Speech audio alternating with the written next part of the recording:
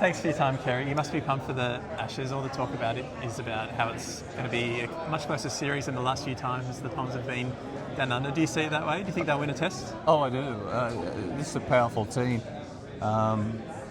If I was forced to a prediction, I think Australia 3-2. I think there'll be 5 results. I think England don't do draws.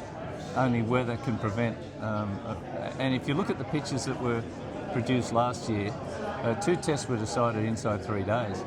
So both teams are loaded with fast bowlers. Fast bowlers took 145 wickets last series against India, and spinners 19. Spinners aren't a factor if the curators produce the same sort of pitches, which I think they will.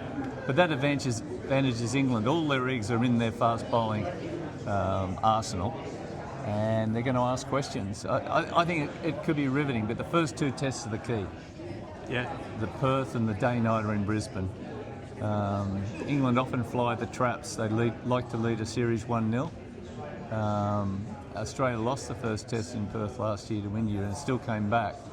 But you don't want to go 1-0 down to a day-nighter if you're England, because Australia with the pink ball have been weapons. So big test, the first one. There are a lot of hopes that England have the fast bowling Carcel to finally kind of threaten Australia in these conditions where you need the pace and bounce. Guys like Mark Wood, Gus Atkinson, Jofra Archer, Bryden Cast. Do you think they have what it takes to kind of threaten Australia's batters, or do you think they may break down after a test or 2?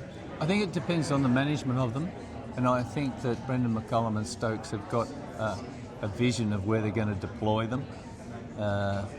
I sense that if Mark Wood hasn't played for a long time, but if you're going to play him in Perth and Brisbane and say, Woody, have a real crack at this top order of Australia, because he has victories over Smith and Labuschagne if Labuschagne plays. We'd love to be 2-0 from 2, and then you can sit on Noosa Beach for the next 3 weeks. But and Jofra, of course, is a factor. But I like the strike power of Gus Atkinson and Tongue. This is an arsenal that can worry Australia, but the fast bowlers that start won't finish. So it's how they're managed throughout the series. Yeah. And Australia the same. Pat may come back later in the series. So that's the intriguing thing. How many tests are in these fast bowlers? None of them will play all 5. And how do you see the battle between the spinners? I mean, Nathan Lyon's great. He's great in these home conditions. And then England are bringing out Shoaib Bashir and Will Jacks. Do you think the Aussie batters will kind of take to them, or how do you see that battle? I think they'll try and take him down straight away, Shoaib Bashir, if he plays. Make them bring back the faster men. I think there'll be an all-out assault on Bashir. And really, given that Nathan wasn't really a factor last year because of the pitches, will Jacks play as a batter and part-timer, and he and Root bowl the spin? I'm very interested in that, and they just throw every egg into that fast bowling basket. Lyon, is a quality bowler, but he needs conditions, and he didn't quite get them last year. I think he may have been frustrated by the fact that would he take only 9 wickets in the series, so because conditions favoured pace. So I think we're going to see the same. So I don't think spin is going to be a real factor this summer. I've got to ask you about the batting lineup.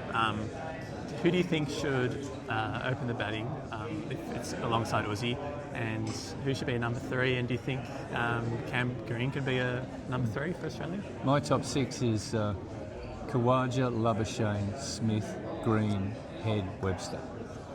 And the 2 all-rounders, you think they can be in the same 11? I think they can. Webster's played 7 tests and Australia's won 6. He's done so well. They might, England will target him. They think defensively he's vulnerable, but he keeps playing in winning teams, and that's a real factor. And there's 2 giraffes in the slips, and this is a team that nicks. If you've got Cameron Green and Bo Webster in the slips, you're catching everything. So I think that's a factor as well. Australia's got to catch well to beat England, and those 2 don't drop things.